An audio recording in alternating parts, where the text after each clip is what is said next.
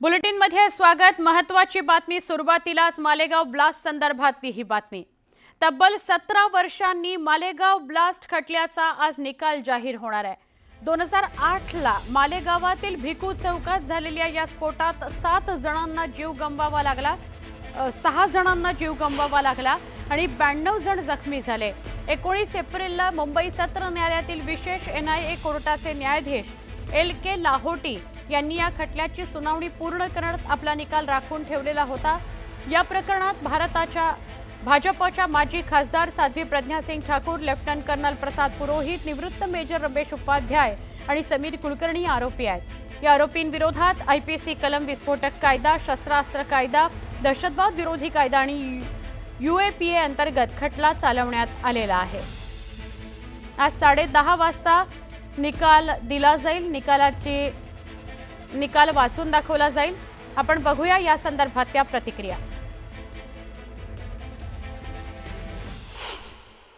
उस वक्त तो 17 साल पहले जो हुआ था, यहाँ पर सामने गाड़ी लगा था और ये गाड़ी उसी वक्त से लगी हुई है और ये जितने भी निशान है सब वो चर्रे के हैं। दीवार पर, वहाँ पतरे पर, ये ऊपर पतरे पर, ये सब चर्रे के निशान है। गाड़ी ब्लास्ट हुई थी 9:35 को 28 रमजान।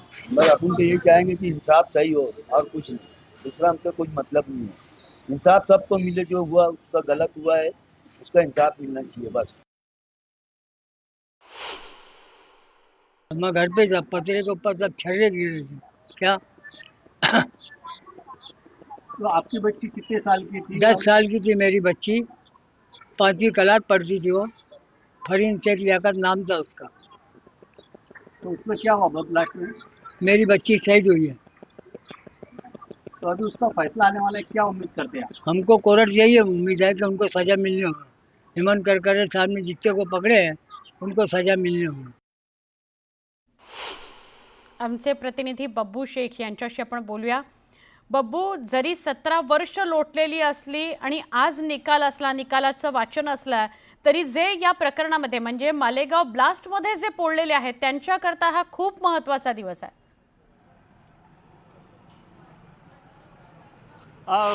सुवर्ण, खरं तर आज हा जो निकाल लागणार आहे त्याच्याकडे फक्त महाराष्ट्रच नव्हे तर पूर्ण देशाचं लक्ष लागलेलं आहे। आता मी उभा आहे त्याच भिक्खू चौकात, ज्या ठिकाणी बॉम्बस्फोट झाला होता। याच ठिकाणी ती जी दुचाकी होती ज्याच्यात बॉम्बस्फोट झाला होता, याच दुकानासमोर ती दुचाकी उभी होती आणि 29 सप्टेंबर रात्री 9:35 वाजता हा बॉम्बस्फोट झाला होता। त्याच्यात 6 लोकांचा मृत्यू झालेला आहे आणि 101 लोक गंभीर जखमी झालेले होते। आपण बघू शकतो का इथे जे समोर हॉटेल आहे त्या हॉटेलच्या इथे ज्या शटर लावलेलं आहे त्या शटरचे जे बॉम्बस्फोटचे छर्रे आहेत त्या या शटरला जाऊन लागले होते। त्याच्यामुळे आजही त्याचे जे छिद्र आहे ते तसेच कायम आहे। या हॉटेल मालकाने ते एक आठवण म्हणून शटर देखील बदललेला नाही आहे आणि विशेष म्हणजे या खटल्याकडे निकालाकडे सर्वांचे लक्ष लागलेले आहे। काय निकाल लागतो आहे, कारण आत्ताच मुंबई लोकल बॉम्बस्फोटचा निकाल लागलेला होता आणि त्याच्यात सर्व आरोपींची निर्दोष मुक्तता सोडण्यात आली होती। त्याच्यामुळे या निकालात काय लागतं आहे, इथे का दोषींना शिक्षा मिळते का त्यांना पुन्हा निर्दोष सोडण्यात येतो? जर शिक्षा मिळाली तर ठीक आहे, या इथल्या लोकांचं म्हणणं आहे। जर निर्दोष सुटले तर मग या बॉम्बस्फोटला दोषी कोण, असं एक सवाल मालेगावकर उपस्थित करत आहे। एकूणच मालेगावचे लक्ष या निकालाकडे लागलेले आहे आणि निकाल 10:30 वाजता लागल्यानंतर खरं त्याची प्रतिक्रिया उमटू शकतात। त्याच्यामुळे इथे आज मालेगाव शहरात कडक पोलीस बंदोबस्तही लावण्यात आलेला आहे आणि भिक्खू चौकातही आता पोलीस बंदोबस्त लावण्यात आलेला आहे। एकूणच जो हा मालेगावकर 2008चा जो दिवस आहे तो काळा मानतात आणि त्या काळा दिवशी आमच्या शहरावर हल्ला झाला होता, निरपराध लोकांचा बळी गेलेला होता। त्याच्यामुळे ज्यांनी हे बॉम्बस्फोट घडवून आणलेले होते त्यांना कडक शिक्षा व्हायला पाहिजे, असं एकूण सूर मालेगावकरांचा आहे। स्वर्णा, नक्की बब्बू, धन्यवाद माहिती दिल्याबद्दल। या मालेगाव ब्लास्टमध्ये RDXचा वापर झाला होता आणि यातल्या आरोपींना निर्दोष सोडलंही गेलं होतं। मग पुन्हा एकदा हेमंत करकरेंनी चौकशी सुरू केली आणि पुन्हा अटक सत्र झालं। आपण आज निकालाचं वाचन आहे, काय होतं 10:30 वाजता याकडे सगळ्यांचं लक्ष आहे। पुढच्या बातम्यांकडे वळतोय। बब्बू, धन्यवाद।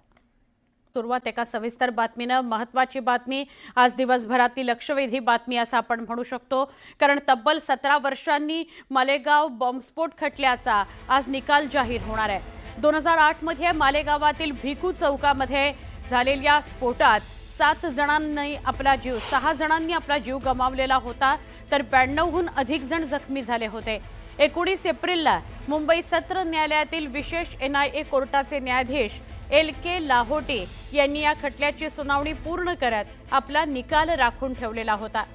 या प्रकरणामध्ये भाजपच्या माजी खासदार साध्वी प्रज्ञा सिंग ठाकूर, लेफ्टनंट कर्नल प्रसाद पुरोहित, निवृत्त मेजर रमेश उपाध्याय आणि समीर कुलकर्णी हे आरोपी आहेत. या आरोपींविरोधात IPC कलम विस्फोटक कायदा, शस्त्रास्त्र कायदा, दहशतवाद विरोधी कायदा आणि UAP अंतर्गत खटला चालवण्यात आलेला आहे. उस वक्त 17 साल पहले जो हुआ था, यहाँ पर सामने गाड़ी लगा था और ये गाड़ी उसी वक्त से लगी हुई है और ये जितने भी निशान है सब वो चर्रे के हैं. दीवार पर, वहाँ पतरे पर, ये ऊपर पतरे पर, ये सब चर्रे के निशान है. गाड़ी ब्लास्ट हुई थी 9:35 को 28 रमजान. बस अपन तो ये चाहेंगे कि इंसाफ सही हो और कुछ नहीं. दूसरा हमको कुछ मतलब नहीं है.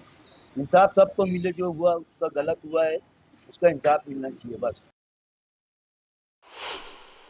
मैं घर पे था, पतरे के ऊपर सब छर्रे गिरे थे. क्या तो आपकी बच्ची कितने साल की थी? 10 साल की थी मेरी बच्ची, 5वीं क्लास पढ़ती थी वो. फरीन शेख लियाकत नाम था उसका. तो उसमें क्या हुआ ब्लास्ट में? मेरी बच्ची शहीद हुई है.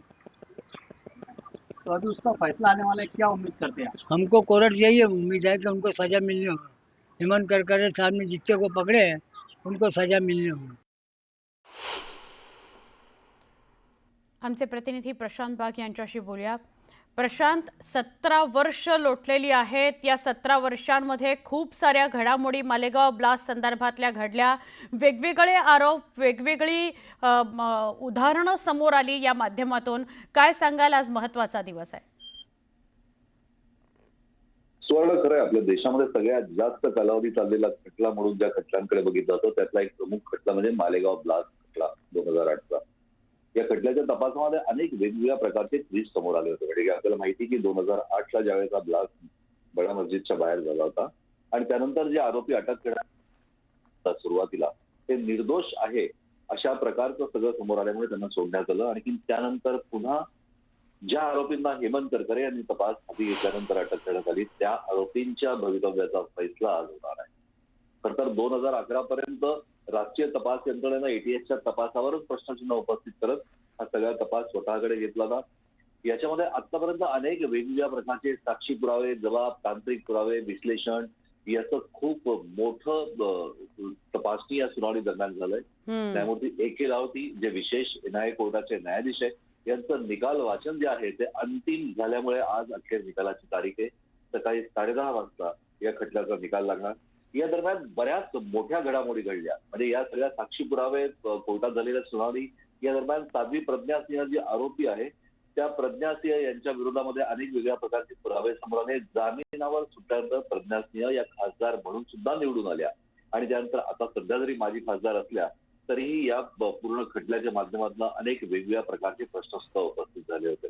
आता खटल्याच्या साक्षी पुराव्यांचा तांत्रिक जर का अभ्यास केला तर सगळ्या आरोपींनी आम्ही निर्दोष असल्याचा दावा केलेला आहे. खरं तर 13 मे 2016ला याचा आरोपपत्र दाखवलं होतं. NIAने मकोका अंतर्गत जे आरोप रद्द केले होते आणि ATSनं ज्या पद्धतीने संघटित गुन्हेगारी कायद्याचा वापर केला तो अत्यंत प्रश्नास्पद आणि संशयास्पद होता. हा NIAचा 2016चा शेरा हा या खटल्याच्या निकालामध्ये कलाटणी देणारा ठरू शकतो. हा सगळ्यात महत्वाचा मुद्दा आज निकालपत्रामध्ये आपल्याला स्पष्ट होऊ शकतो.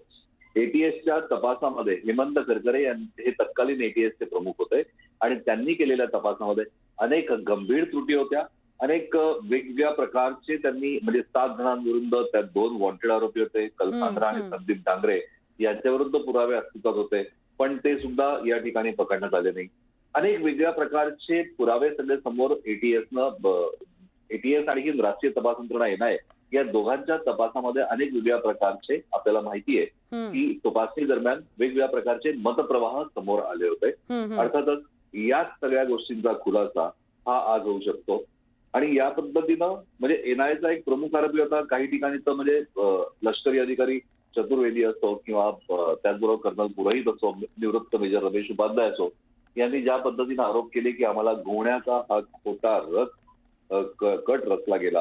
हो, या एनआयएच्या आरोपपत्रातला मुख्य आरोप जो होता की एटीएसने आरोपींना गोवण्यासाठी खोटे पुरावे तयार केले आणि देवळाली म्हणजे लष्करी कॅम्प जो आहे देवळाली या ठिकाणी बेकायदेशीरपणे लष्करी अधिकाऱ्यांच्या घरात प्रवेश केला होता. नक्की. या अनेक वेगवेगळ्या विषयांचा उहापोह समोर येणार आहे. आजचा हा निकाल महत्वाचा. प्रचंड मोठा बंदोबस्त पोलिसांनी या ठिकाणी केला आहे. बॉम्ब शोध पथक या ठिकाणी आहे. सिक्युरिटी या ठिकाणी नक्की. वाढलेली आहे. आणि मुंबई सत्र न्यायालयातील विशेष एनआय कोर्टात 10:30 वाजता न्यायमूर्ती ए केलावटी निकालपत्राचं अंतिम वाचन करणार. सुवर्णा. नक्की. धन्यवाद. आपण सविस्तर माहिती दिलीत त्याबद्दल. त्यामुळे 10:30 नंतर काय घडामोडी घडतात याकडे आपलं लक्ष असेल.